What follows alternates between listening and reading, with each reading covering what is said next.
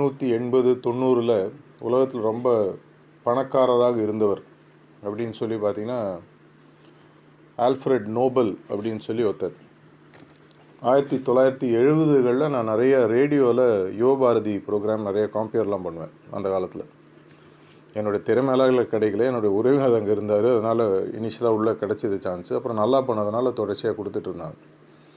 அதில் ஒரு ப்ரோக்ராமில் வந்து இந்த ஆல்ஃப்ரெட் நோபலை பற்றி அப்போ நோபல் ப்ரைஸ் ஏதோ ஒன்று ரிலீஸ் பண்ணியிருந்தாங்க. அவரை பற்றி நீ ஒரு ப்ரோக்ராம் காம்பியர் பண்ணு அப்படின்னு சொல்லி சொன்னாங்க.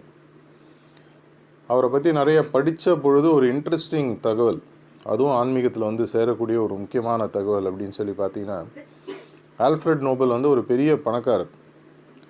அவர் பணம் சம்பாதித்த விஷயம் அப்படின்னு சொல்லி பார்த்தீங்கன்னா, அவருடைய ஒரே தொழில் பார்த்தீங்கன்னா டைனமைட் விற்கிறது, வெடிமருந்து. அவர் இருக்கக்கூடிய ஊரில் ஒரு தடவை என்ன ஆச்சுன்னா, அவர் காலம் ஆயிட்டதாக நியூஸ் பரவிடுது.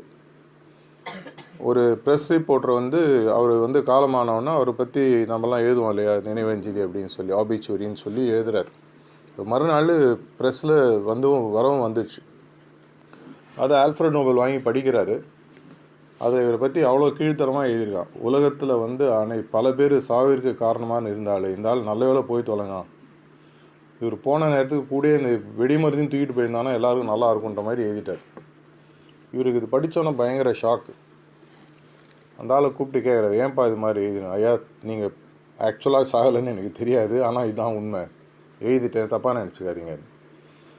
அதுக்கப்புறம் அவர் போனோன்னே இவர் யோசிக்கிறார், இப்பேற்பட்ட நான் பணக்காரன், என்னை பற்றி எல்லாம் ஆஹா ஓஹோன்னு எழுதுவாங்களே அப்படின்னு நான் யோசித்தா இப்படி எழுதி வச்சுருக்காங்களே அப்படின்ட்டு அவர் மனசுக்குள்ளே ஒரு இன்ட்ராஸ்பெக்ஷன் போகுது.